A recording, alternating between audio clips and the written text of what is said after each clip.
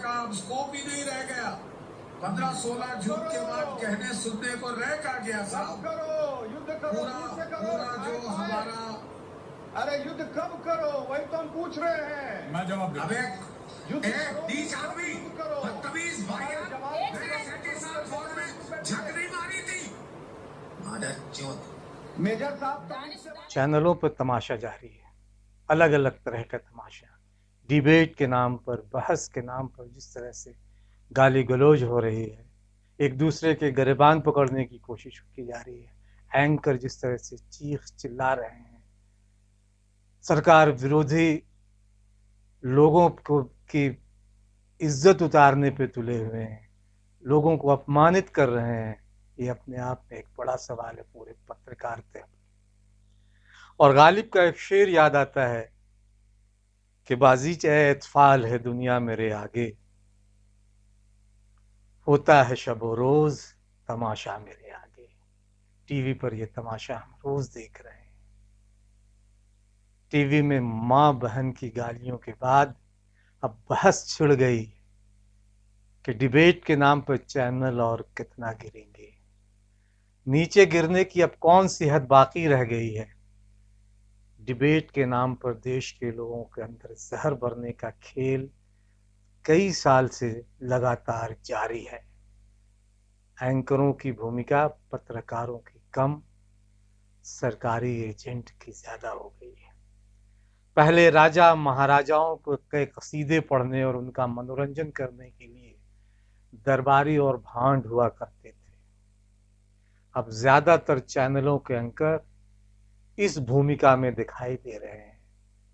अंग्रेजी के एंकरों में भी दरबारी और भांड बनने की होड़ है, तो हिंदी में तो इसे लेकर हर एंकर एक दूसरे से कहता दिखाई देता है, भला मुझसे बड़ा दरबारी और भांड कौन हो सकता है।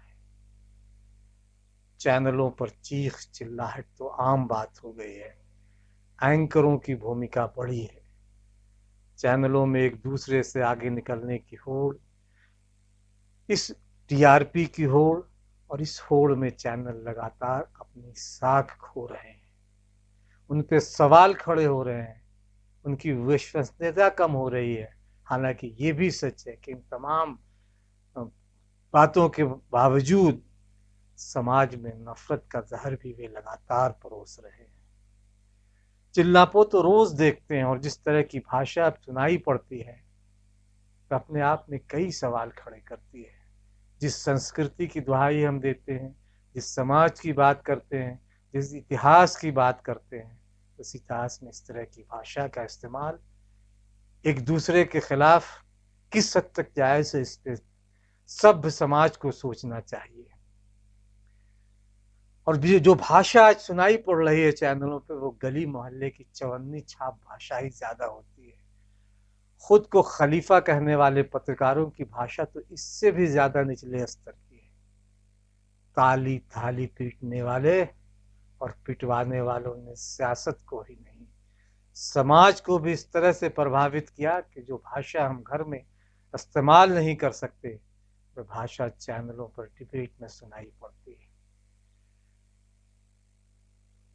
इससे समझा जा सकता है कि चैनल किस तरह की भाषा और समाज गढ़ रहे हैं।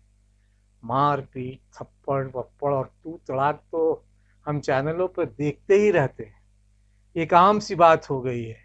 कई पाकिस्तानी कुछ देशभक्त चैनल तो पाकिस्तान के भी पैनलिस्ट को बैठा डालते हैं। पता नहीं क्यों बैठते हैं। पाकिस्तान का प्रेम उन राष्ट्रभक्त चैनलों में इतना है कि वो बिना पाकिस्तान के पैनलिस्टों को बैठाए उनका काम अधूरा रहता है। और अभी एक दो डिबेट में जिस तरह का दिखाई दिया, कोई तीर दिखा रहा है, कोई कलम उधर से दिखा रहा है, ऐसे हाथों के इशारे से जिस तरह से बात की जा रही है, उससे एक अमर्यादित से पूरी डिबेट भी और चैनल तो खैर अमर्यादा का पर्याय ही बन गए हैं। तो मारपीट, थप्पड़ वप्पड़ और तू तड़ाक से अब बात आगे बढ़ गई है। अब बात माँ की गाली तक पहुंच गई है। लेकिन गौर करने वाली बात यह है कि भाषा का स्तर गिराने में भाजपा और उनके चहेते एंकरों या कहें कि भांडों की भूमिका ज्यादा रही है। पिछले 5-6 सालों में भाषा का स्तर लगातार गिरा है और सरकार की सरपरस्ती में गिरा है। सरकार ने ऐसे ट्रोलरों, ऐसे एंकरों, ऐसे अपने समर्थकों का मन बढ़ाया है कि वो लगातार भाषा की मर्यादा को भूल बैठे। कई हमने बड़े बड़े नेताओं से ये सुनने को भाषा की मर्यादा या भाषा की सीमा का उल्लंघन करते हुए देखा है। सोशल मीडिया पर भी भाजपा समर्थक मां बहन की गाली विरोधियों को देते ही रहते हैं। क्या महिला है, क्या पुरुष, सबको एक तरह से अब टीवी पर ये भाषा सुनाई दे रही है। भाजपा समर्थक है सेना के पूर्व अधिकारी जीडी बख्शी, मेजर जनरल पद से रिटायर हुए। पता नहीं सेना में रहते हुए क्या तीर मारा इन्होंने, लेकिन चैनलों पर तोप जरूर दागते हैं। लंबी लंबी मोछें हैं बड़ी बड़ी, और ये तोप जबानी ही वो दागते हैं। भाजपा के समर्थक हैं, भाषा पर नियंत्रण नहीं है, पहले भी विवादित बातें कह चुके हैं। हाल में एक चैनल में 3-4 दिन पहले नरेंद्र मोदी जब सीमा पे सैनिकों का मान बढ़ाने को गए, सैनिकों का हौसला बढ़ाने के लिए उस दौरों पे गए, तो वहाँ उसे लेकर एक चैनल पे डिबेट को, और फिर major general retired GD Bakshi ने अपना आपा खो दिया और मां को गाली दिया। वहां प्रधानमंत्री नरेंद्र मोदी ने सेना को संबोधित किया। इस दौरान उन्होंने जो भी कहा, इससे अलग एक अलग तरह का नरेशन टीवी डिबेट में दिया जाता रहा है। तो जीडी बख्शी की मूछें फड़कती रहती है,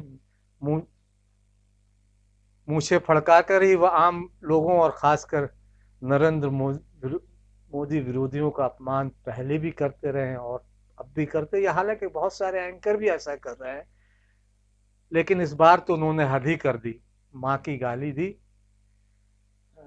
हिंदुस्तानी अवाम मोर्चा या हम के प्रवक्ता हैं दानिश रिजवान, उन्हें टीवी पर मां की गाली दी। पहले भी वो पागल कुत्ता जैसे शब्द उन्होंने कहे थे।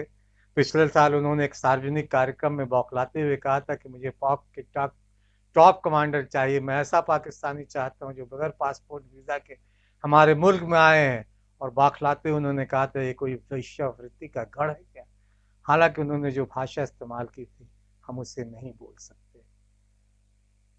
वो पढ़े लिखे हैं, इतिहास में पीएचडी है, लेकिन सैन्य अधिकारी होने का दम्भ उनमें भरा है। इसी दम्भ में उन्होंने मां की गाली दी। अर्नब गोस्वामी का चैनल यूं भी मोदी विरोधियों को गाली देने के लिए बदनाम है। चैनल की लोकप्रियता दिनों दिन गिर रही है। साढ़े अतिक्रमण कर, कांग्रेस को गाली देकर, कांग्रेस नेताओं पर अभद्र टिप्पणियां कर, छत्तीसगढ़ के मुख्यमंत्री से लेकर कांग्रेसी नेताओं के खिलाफ जिस तरह से भद्दी टिप्पणियां और अभद्र भाषा में बात करने वाले अब अर्नब गोस्वामी के चैनल पे, और उम्मीद भी नहीं की जा सकती उनके और उन जैसे दूसरे चैनलों पर भाषा की मर्यादा और तार तार होगी जिस तरह का माहौल गढ़ा गया है। यानी भारतीय टीवी के इतिहास का ये गौरवशाली क्षण कहा जा सकता है। 70 साल में ये भी पहली बार हुआ कि किसी ने सार्वजनिक रूप से एक चैनल की डिबेट पे किसी को मां की गाली दी, यानी मां बहन की गालियां लाइव। और मोदी है तो मुमकिन है।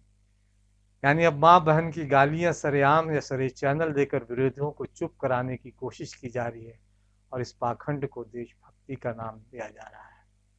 वैसे भी मीडिया लोगों के दिमाग को प्रभावित करने के लिए तरह तरह का कंडा इस्तेमाल कर रहा है। एक एंकर है राहुल कंवर, वो बड़ी बेशर्मी से चाटुकारिता करते हुए लिखते हैं, जब लोग लद्दाख जाते हैं तो डॉक्टर उन्हें सख्ती से सलाह देते हैं कि कम से कम 1 दिन के लिए आराम करें, होटल जाओ, नींद लो, बहुत ज्यादा नहीं चलो वगैरह। राजनीतिक पूंजी के अलावा नरेंद्र मोदी ने 69 साल की उम्र में सैनिकों से मिलकर मजबूत संदेश भेजने के लिए व्यक्तिगत स्वास्थ्य को भी जोखिम में डाला।